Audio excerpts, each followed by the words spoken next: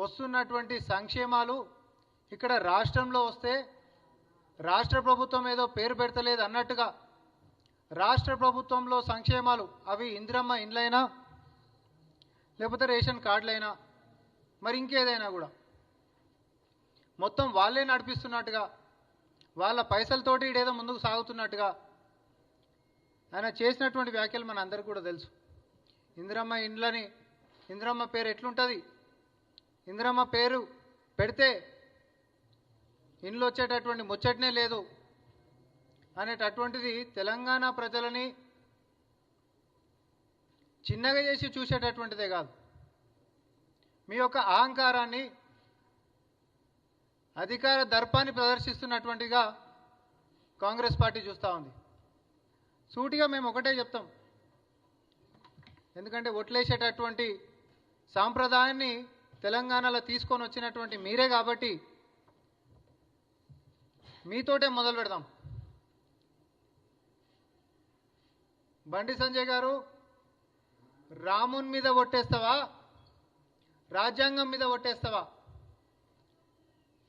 ఈ రెండిటి మీద, ఆ రాముల వారి మీద ఒట్టేసినా సరే, రాజ్యాంగం మీద ఒట్టేసినా సరే, ఏ చౌరస్తాకు వస్తావో రా, లేకపోతే భద్రాచలం రాముల వారి గుడికి పోదాం.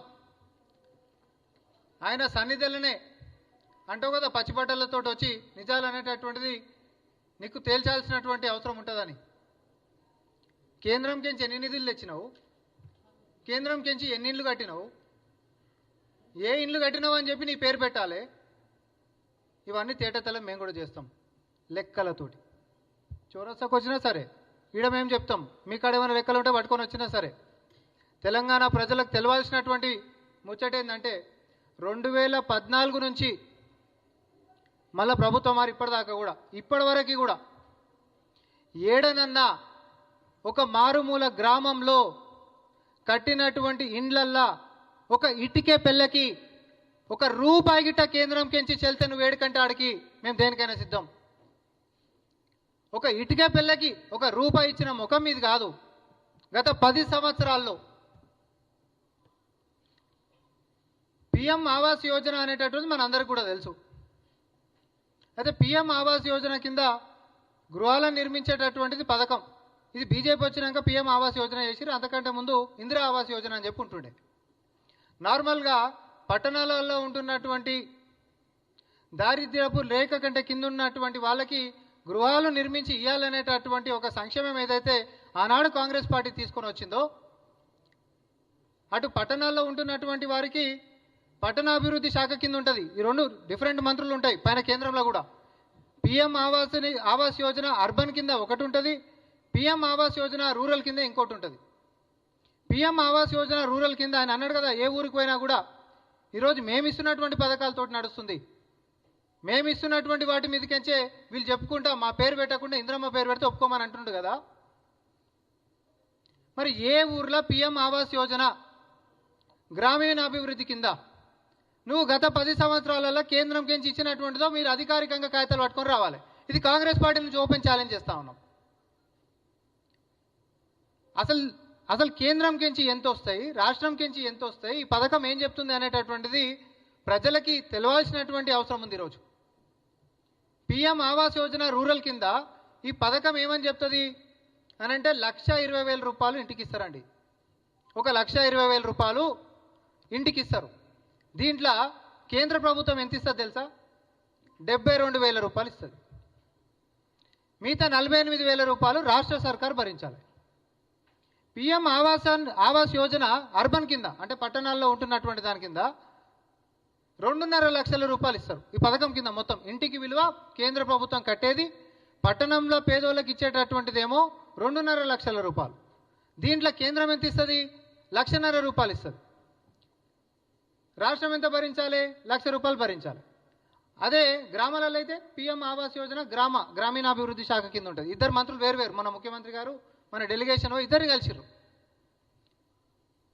72,000 రూపాయలు ఇంటికి ఇచ్చేటటువంటి దాంట్లో ఈ ప్రభుత్వం ప్రజాప్రభుత్వం ఏర్పడ్డ తర్వాత ప్రతి పేదవాడికి ఇల్లు కట్టిస్తామనేటటువంటి మాట ఇచ్చినటువంటి మేము, కట్టించినటువంటి చరిత్ర ఉన్నటువంటి మాకు ఆ ఇంద్రమ్మ పేరు మీద సాక్షాత్ ప్రతి ఊర్లో ఒక మాటనే ఉంటుంది, హనుమన్ల గుడి లేని ఊరు లేదు, ఇందిరమ్మ ఇల్లు లేని వాడలేదని ఉత్తగన్నారు.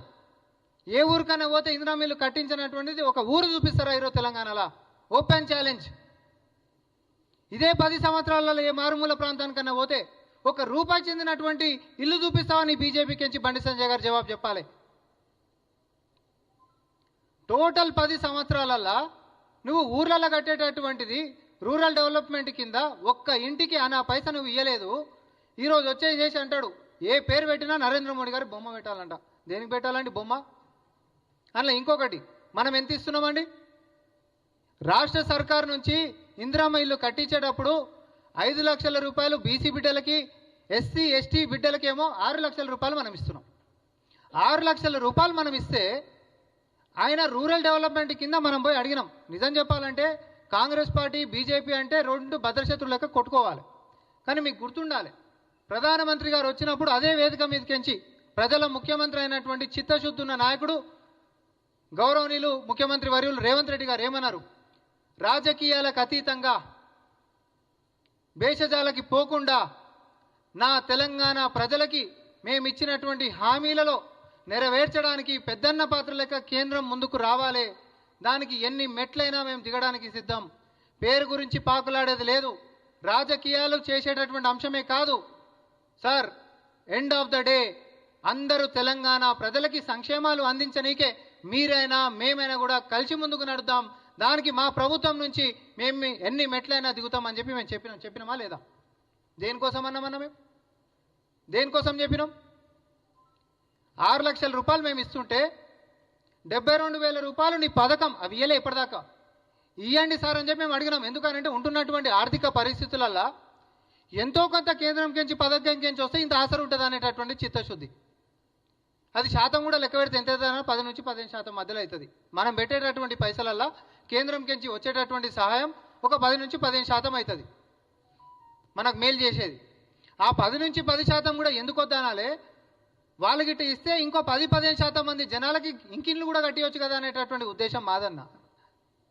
మా చిత్తశుద్ధిని మీరు ఈరోజు రాజకీయాలకు వాడుకుంటా ఈ దేశం కోసం ప్రాణ త్యాగాలు చేసినటువంటి వాళ్ళని నోటికి వచ్చినట్టు మీరు వాగుకుంటా మీరు అహంకారాన్ని ప్రదర్శిస్తే అయినా ప్రజలకే వదిలిపెడుతున్నాం మేము.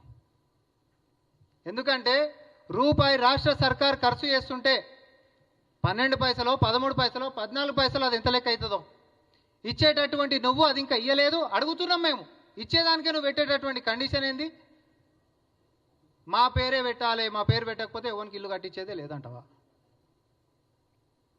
ప్రజలను నేను కూడా అడుగుతా ఉన్నా, రూపాయి రాష్ట్ర సర్కారు పెడితే ఓ 13 పైసలు కేంద్ర సర్కారు గిట్ట పెడితే దాంట్లో ఎవరి పేరు పెట్టాలండి?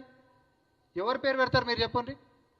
మేము చెప్తున్నాం మొత్తం ప్రజలకు కూడా ఇల్లు లేనటువంటి వాళ్ళందరికీ కూడా ఇల్లు కట్టిండ్రి సార్, మీ పేరే పెట్టుకోండి, మొత్తం మీ పేరే పెట్టుకోండి. ఇక్కడ మేము పేరు కోసం పాకులాడతలే, దయచేసి మీరు ఇది అర్థం చేసుకోవాలి. ముఖ్యమంత్రి గారి యొక్క ఆలోచన మాకు పేరు గురించి పాకులాడడం కాదు, పేద ప్రజలకి ఇల్లు కట్టించడమే లక్ష్యంగా ముందుకు సాగుతున్నటువంటి ప్రజా ప్రభుత్వం.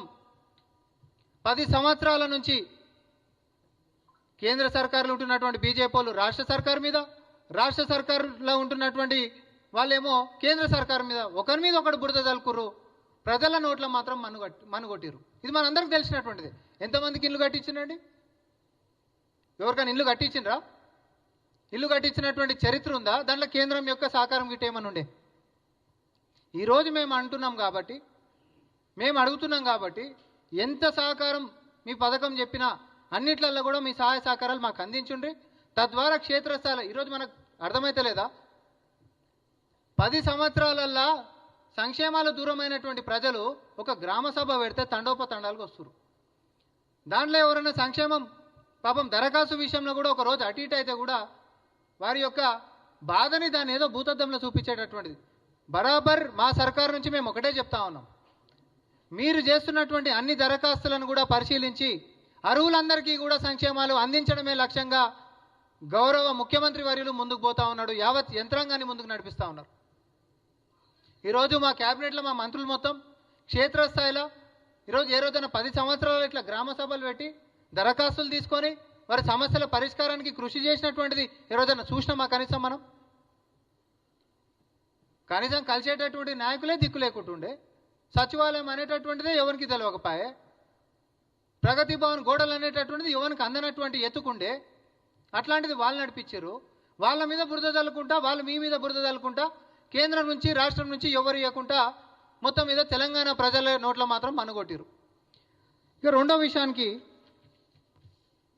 రేషన్ కార్డుల గురించి కూడా మాట్లాడు. రేషన్ కార్డులకి సంబంధించి ఆయన అంటాడు, ప్రతి రేషన్ కార్డులో వచ్చేటటువంటి బియ్యం కానీ, పప్పులు కానీ, ఉప్పులు కానీ, ఇంకేమైనా ఉంటే అన్నీ కూడా కేంద్రంకించి కేంద్ర పైసలతో వస్తున్నాయంట. ఈ రాష్ట్ర విభజన జరిగిన తర్వాత కేంద్రం నుంచి ఇచ్చినటువంటి రేషన్ కార్డులు అంటే గుర్తింపు ఇచ్చి కేవలం 5 కేజీల బియ్యం ఇస్తున్నటువంటి రేషన్ కార్డులు ఎన్నో తెలుసా? 54,66,000. ఇది గుర్తుపెట్టుకోండి. 54,66,000 రేషన్ కార్డులని మాత్రమే గుర్తింపునిస్తూ వాళ్ళకి అందులో కార్డులలో ఉంటున్నటువంటి మనుషులకి మనిషికి 5 కిలోల బియ్యం కేంద్ర సహకారం కించి మనకి ఇస్తుంది. ఇది పథకం రేషన్ కార్డులది. కానీ అసలు తెలంగాణలో ఉంటున్నటువంటి రేషన్ కార్డులు ఎన్ని? ఈరోజు తెలంగాణలో ఉంటున్నటువంటి రేషన్ కార్డులు ఎన్ని అంటే 90 లక్షల రేషన్ కార్డులు ఉన్నాయి. వాళ్ళు ఇస్తుంది కేవలము 54,66,000 రేషన్ కార్డులకి మాత్రమే బియ్యం మాత్రమే ఇస్తుండ్రు. మిగతా వాళ్ళే అందరికీ కూడా రాష్ట్ర సర్కార్ నుంచి మన జోబులలోకించి మనం బియ్యం కొనుక్కొని మనము ప్రజలకు ఇస్తున్నాము. ఈరోజు కొత్త రేషన్ కార్డులను కూడా నిన్నటి నుంచి ఏదైతే ప్రారంభోత్సవం మనం చేసినామో, దరఖాస్తులు తీసుకుంటున్నామో, అవన్నిటికీ కూడా రాష్ట్ర సర్కార్ మా జోబులలోకించి ఆ సంక్షేమాన్ని మేము ఈ రాష్ట్ర ఖజానా నుంచి ఇస్తున్నాము. దీంట్లో కేంద్రం కాంట్రిబ్యూషన్ లేదు. మరొక ముఖ్యమైనటువంటి విషయం, 2014 కేంద్రంలో నరేంద్ర మోడీ అధికారంలోకి వచ్చిన తర్వాత దేశవ్యాప్తంగా ఒక్కటంటే ఒక్క రేషన్ కార్డు కూడా పేద ప్రజలకు ఇచ్చిన దాఖలాలు లేవు. ఈరోజు వచ్చి సంక్షేమాన్ని మధ్యలో కోవిడ్ అయిపోయిన తర్వాత దాన్ని కూడా ఉడాయిద్దామని చూసారు. దేశవ్యాప్తంగా కూడా నిరసనలు వచ్చేటట్టున్నాయని చెప్పి వాళ్ళ మిత్రపక్షాలు కూడా వచ్చి వాపోతే దాన్ని మళ్ళీ ఒక 5 సంవత్సరాలకి కంటిన్యూ చేసారు. ఏది ఇచ్చే 5 కిలోల బియ్యం కూడా ఎందుకు ఇవ్వాలి? వాళ్ళ విధానాలు ఏంటిది? బీజేపీ యొక్క విధానాలు ఏంది? ఆకలితున్నటువంటి పేదోనికి అన్నం పెట్టినటువంటి చరిత్ర ఉందా? మీరు ఏదైనా కొత్త పథకం తీసుకొని వచ్చి మీరు కార్పొరేట్ల కడుపులు నింపుతారు. సుమారు 35 లక్షల కోట్ల రూపాయల రుణాలని మాఫీ చేసిండ్రు. వాళ్ళకి రైతులకి 2 లక్షల రూపాయలు మాఫీ చేసిరా దేశవ్యాప్తంగా? చేయలే. అదే రాష్ట్రంలో మొత్తం 90 లక్షల రేషన్ కార్డులు ఉంటే వాళ్ళు ఇచ్చేది 54,66,000 రేషన్ కార్డులకు మాత్రమే వాళ్ళు ఇస్తే, మిగతా పైన ఉన్నటువంటి అన్నింటినీ కూడా రాష్ట్ర సర్కారే మనం ఖర్చుతోటి ఇస్తున్నాం. ఇప్పుడు కొత్తగా ఇచ్చేటటువంటి రేషన్ కార్డులు కూడా మనం మన పైసలతోటి, ఎందుకంటే మాట ఇచ్చినాం కాంగ్రెస్ పార్టీకి నుంచి, మేము మాట ఇచ్చినాం బరాబర్ రేషన్ కార్డులు ఇద్దాం. 10 ఏళ్ళ సంది కుటుంబాలు పెరుగుతాయి. ఒకటే రేషన్ కార్డు మీద కూడా కుటుంబం పెరుగుతుంది. కుటుంబం పెరిగితే రేపు పొద్దున వాళ్ళకి ఆర్థికంగా ఇంకా కూడా వెనుకబడి ఉంటున్నటువంటి వాళ్ళకి పేర్లు జత చేయాలని అవుతుంది. దాంట్లో పాత ఉంటున్నటువంటి రేషన్ కార్డులలో అసలు రేషన్ కార్డే నోచుకున్నటువంటి వాటికి జనాభా ప్రాతిపదికన సర్వే చేసే ప్రతి 10 సంవత్సరాలకు చేయాలి. అది కేంద్ర సర్కార్ ఎప్పుడు కూడా చేయలే. ఎందుకంటే తప్పించుకోనికే మళ్ళీ పేదరికం అనేది కనిపిస్తే మళ్ళీ కార్డులు ఇవ్వాల్సి వస్తుంది. అది ప్రభుత్వం మీద ఖజానా మీద భారం పడుతుంది. ఈ పేదోళ్ళకి ఇస్తే మనకేం మిగులుతుంది? ఆ కార్పొరేట్ వానికి ఏదో లక్షల రూపాయలు ఇస్తే బీజేపీ వాడు మనకి ఏదో మరి ఎలక్టోరల్ బాండ్స్లలోనో ఇంకో రకంగానో మన పార్టీని కాపాడేటటువంటి పని చేస్తారు అనేటటువంటి పన్నాగంలో బీజేపీ పోతా ఉంది. మీరు చెప్పు. ఇప్పుడు నేను తెలంగాణ ప్రజలను అడుగుతా ఉన్నా, మనం ఇస్తున్నటువంటి రేషన్ కార్డులకి మన రాష్ట్ర ప్రభుత్వము, ముఖ్యమంత్రి రేవంత్ రెడ్డి గారు, అదేవిధంగా యావత్ క్యాబినెట్ కూడా మనం ఖర్చు చేసుకుంటా ప్రజలకు ఇచ్చేటటువంటి దానికి నరేంద్ర మోడీ పేరు పెడతామా? నేను మీకే వదిలిపెడతాం, మీ మనసాక్షికి వదిలిపెడతాం. రూపాయి సహాయం చేయనటువంటి కేంద్ర ప్రభుత్వము మన మీద పెత్తనం చెలాయించనీకే. నిజం చెప్పాలనంటే 8 మంది బీజేపీ ఎంపీలు ఈరోజు తెలంగాణకి బలమవుతారు. రేపొద్దున మనకు రావాల్సినటువంటి వాటాలైనా హక్కులైనా లేకపోతే ఆర్థికపరమైనటువంటి మేలు ఏదైనా జరుగుతుంది, తెలంగాణకు బలమవుతారని చెప్పి పార్లమెంటుకు పంపిస్తే ఈరోజు గుజరాత్ గులాంలై ఈరోజు తెలంగాణ ప్రజలనే బెదిరించేటటువంటి స్థాయికి వచ్చిండ్రు. బొమ్మ పెట్టకపోతే సంక్షేమాలు ఇచ్చేది లేదు. ఎట్లా ఇస్తారో చూస్తాం. నువ్వు ఇచ్చింది లేదు, సచ్చింది లేదు. మీరు వచ్చినప్పటి నుంచి ఒక్క రేషన్ కార్డు దేశవ్యాప్తంగా పెంచింది లేదు. ఒక్క రైతుకు 1 లక్ష రూపాయలు కేంద్ర సర్కారు నుంచి మాఫీ చేసినటువంటి చరిత్ర నీకు లేదు. ఇక నీ చిట్టా చెప్పుకుంటూ పోతే, మా మేనిఫెస్టోలు చదువుకుంటూ పోతే, మీ మేనిఫెస్టోలు చదివితే ఇంకా గంట అయినా కూడా సరిపోదు. 2019 మేనిఫెస్టోలోనే పేజీ నెంబర్ 13 ఏమని పెట్టిండు? 60 సంవత్సరాలు దాటినటువంటి రైతులందరికీ పెన్షన్లు ఇస్తామన్నాడు. ఆ ఊసెవడన్నా మాట్లాడితే దాని గురించి మాట్లాడనికనే లేదు. మన పేజీ నెంబర్ 12 మన మేనిఫెస్టోలో 2024 మేనిఫెస్టోలో ఏమని పెట్టిండు? దేశవ్యాప్తంగా ఉచిత విద్యుత్ ఇస్తామని చెప్పిండు. కేంద్రంలో ఇచ్చిండా? కనీస మద్దతు ధర 2014లో చెప్పిర్రు, రాసిచ్చిండ్రు. కనీస మద్దతు ధరకి చట్టబద్ధత చేస్తామని చెప్పి అని అన్నారు. చేసిర్రా? ఇవన్నీ పక్కకేంటి? నేను ఖాళీ తెలంగాణ గురించి నేను మాట్లాడతా. అరే మన నోటికాడి బుక్క ITIR కాంగ్రెస్ పార్టీ అధికారంలో ఉన్నప్పుడు అన్ని అనుమతులు ఇచ్చినటువంటి దాన్ని మన నోటికాడి బుక్కని గద్ద కొట్టుకపోయినట్టు కొట్టుకపోయారు. ఈరోజు దాని గురించి కొట్లాడు బండి సంజయ్ గారు. అది మన హక్కు, మనకు వచ్చినటువంటిది, మన నోటికాడికి గుంజుకొని పోయినటువంటిది. మీరు అహంకారంగా ఏదైనా మాట్లాడవచ్చు. మేము ప్రజల ముందుకు జరుగుతున్నటువంటి వాస్తవాలు చెప్పుకుంటూ పోతూనే ఉంటాం. రేషన్ కార్డులలో మీ కాంట్రిబ్యూషన్ ఏంటిది? ఇప్పుడు ఇస్తున్నటువంటి వాటిలలోనైనా, పైన ఉన్నటువంటి వాటిలలోనైనా ఏమీ లేదు. అట్లాంటప్పుడు ప్రజలనే మేము అడుగుతా ఉన్నాం, ఎట్లా అలా పేరు పెడతారో చెప్పురి. ఇంద్రమ్మ ఇండ్లలో కూడా నువ్వు ఇప్పటివరకు గ్రామాలలో ఇచ్చినటువంటి దాఖలాలే లేవు. అడుగుతూనే పేరు పెట్టాలో లేకపోతే ఇయని అని అంటున్నావు. అది కూడా ప్రజలకే చెప్తాం. మొండిగా చెప్పాలని అంటే ఎవడన్నా ఒక 501 రూపాయి చందా ఇచ్చి మండపానికి నా పేరే పెట్టాలనంటే అది కరెక్టేనా? నార్మల్గా మనం ఏదైనా గిట్ట వినాయకుని పెట్టినా ఏదైనా పెడితే ఎవరన్నా విగ్రహాన్ని ఇచ్చారంటే విగ్రహదాత అని చెప్పి పెడతాం.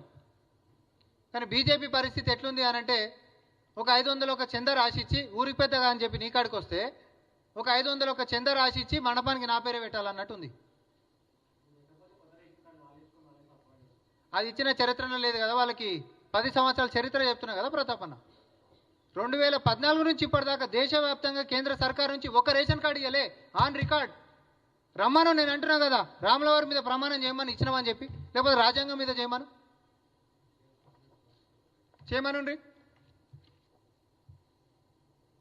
ఎందుకు ఇట్లాంటి అబద్ధాలు? కేంద్ర మంత్రి స్థాయిలో ఉండి మీరు ఇట్లాంటి అబద్ధాలు ఆడి ఎవరిని ముంచుతారు? గణతంత్ర దినోత్సవం నిన్న 76 సంవత్సరాలు పూర్తి చేసుకున్నాం. గతంలో ఎప్పుడైనా ఇట్లాంటివి ఉన్నాయా? భేషజాలాలు ఉన్నాయా?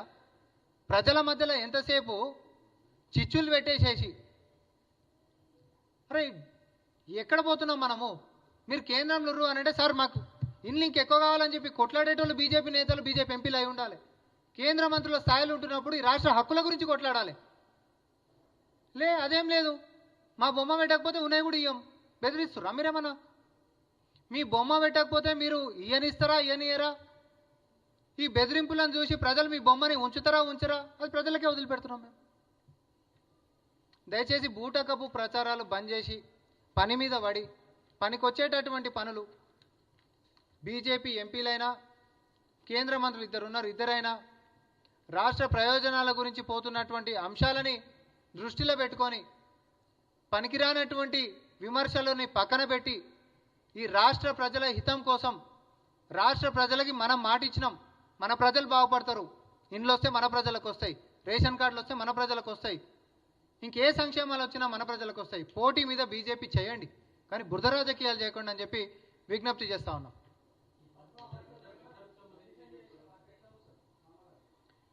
బండి సంజయ్ గారి వ్యాఖ్యలు ఒకటి జస్ట్ వాంటెడ్ టు షో.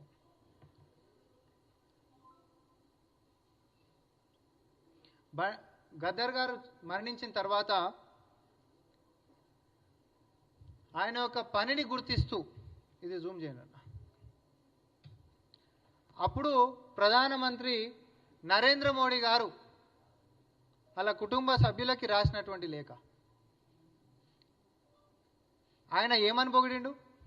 సబ్బండ వర్గాల గొంతుకై వినిపించి వివక్షలు ఉంటున్నటువంటి సమాజాన్ని వివక్ష రహితంగా ముందుకు తీసుకొని పోయేటటువంటి ప్రయత్నం చేసినటువంటి ఆ యొక్క మహానుభావుడు లెక్క పొగుడుతూ ప్రధానమంత్రి గారు మరి లేఖ రాస్తే, బండి సంజయ్ గారు ఆయన ప్రధానమంత్రి గారు ఇట్లా నిలబడి మాట్లాడితే ఇట్లా నిలబడి మాట్లాడుతున్నాడు. ఆ? మరి ప్రధానమంత్రి గారికి చెప్పాలి పోయి, మరి పోయి చెప్పాను, అదే మాట చెప్పాను. ప్రధానమంత్రి గారిని కూడా అదే మాట అనమని, తెలంగాణకు వచ్చి అనమనన్నా. మీకు కళ్ళు నెత్తికెక్కినాయి, నేను చెప్తున్నా. అహంకారం అనేటటువంటిది ఎప్పుడైనా, మీరు ఈరోజు మాటలు పేలుతున్నాం కదా, ఇంద్రమ్మ గారిది కూడా ఇంకొక పదం కూడా అన్నారు, వేరే పథకాల పేర్లు కూడా ఇంకోమన్నా కూడా పేర్లు పెట్టుకోండి అని చెప్పి అన్నాడు. ఆ పదాలు కూడా మేమేం ఉచ్చరించాం. అల్పంగా మాట్లాడకూరి, అహంకారంగా అసలు మాట్లాడకూరి. నేను చెప్తా ఉన్నా, ప్రజల గురించి మాట్లాడితే మీకే కీర్తి వస్తుంది, ప్రజల సంక్షేమం గురించి మాట్లాడితే మీకే వస్తుంది. జస్ట్ ఏదో మనం మాట్లాడేసేసి ప్రజలని ఇట్లా డివైడ్ చేయాలి అనేటటువంటి ఆలోచనతోటి రాజకీయాలకి ఇట్లా చేస్తే, విధ్వంసపు రాజకీయాలకి పూనుకుంటున్నటువంటిది, విడదీసేటటువంటి రాజకీయాలు చేస్తున్నటువంటి బీజేపీ నాయకుల యొక్క వైఖరి తెలంగాణ సమాజం స్పష్టంగా చూస్తుంది. తెలంగాణ ఉద్యమాన్ని తన గొంతుకై ముందుకు నడిపించి రాష్ట్ర సాకారంలో పునాది రాయి అయినటువంటి గద్దర్ గారిని పట్టుకొని నువ్వు అడ్డగోలుగా మాట్లాడితే నీ కాంట్రిబ్యూషన్ ఏంది బండి సంజయ్ గారు? అసలు తెలంగాణ రాష్ట్రంలో నీ కాంట్రిబ్యూషన్ ఏంటిది? ఇచ్చిన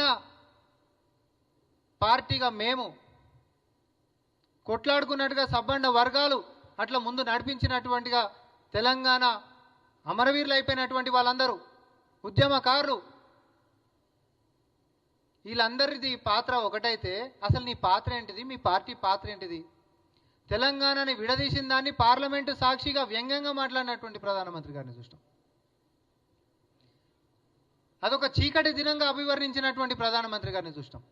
తెలంగాణ అన్న, తెలంగాణ పట్ల ఎప్పుడు కూడా చిన్న చూపు ఉంటున్నటువంటి మీ యొక్క వైఖరి, ఆ రోజు తనకపోయినటువంటి ఐటీఐఆర్ అయినా, లేకపోతే మీకు ఇచ్చుడు కుదరనే కుదరదని చెప్పినటువంటి బయారం ఉక్కు పరిశ్రమ అయినా, ఏ అంశంలో కూడా తెలంగాణకి ఈరోజు మిగతా రాష్ట్రాలతోటి పోల్చుకుంటే మనకు మొండి చేయి చూపిస్తున్నటువంటి కేంద్ర సర్కార్ని, అయినప్పటికీ మా విజ్ఞతతోటి 10 సార్లు కాకపోతే 20 సార్లైనా కేంద్రం దగ్గరికి పోయి కేంద్ర ప్రభుత్వం లెక్క మేము మాట్లాడుతూ ఉన్నాం, బీజేపీ లెక్క చూస్తలే. ఎందుకోసం అనంటే రాష్ట్ర ప్రజల ప్రయోజనం కోసం మాత్రమే. అది చాతగాంతనం అనుకుంటే మీరు అనుకుంటే మీరు చాలా అపార్థం చేసుకున్నట్టు అవుతారు. మా ప్రజలకి ఇండ్లు కట్టియనీకే మా నాయకుడు రేవంత్ రెడ్డి గారు 4 మెట్లు దిగుతా అని చెప్పిండు. మా నాయకులు మొత్తం 4 మెట్లు కిందికి దిగిండ్రు, కేంద్రాన్ని అడుగుతుండ్రు. కానీ మీరేదో కేంద్రం దగ్గరికి వచ్చిండ్రు కదా అంటే మీ కాళ్ళకాడికి వచ్చినట్టు గిట్ట మీరు ఏదో ఫీల్ అయిపోతే మాత్రం తెలంగాణ సమాజానికి రెండొచ్చు. విజ్ఞతతో, మర్యాదతో మాకు కావాల్సినటువంటి దాన్ని విజ్ఞప్తి చేసుకోవడం కూడా మాకొచ్చు. చెప్తే వినకపోతే ఎట్లా సాధించుకోవాలన్నా కూడా మాకొచ్చు. అందుకనే మళ్ళీ కూడా చెప్తా ఉన్నాం, మీ బొమ్మ వేసేది వేయంది నేను ఉన్న వాస్తవం చెప్పిన. రూపాయల 10 పైసల కాంట్రిబ్యూషన్ కూడా చేయనటువంటి నీ బొమ్మ వేయాలన్నా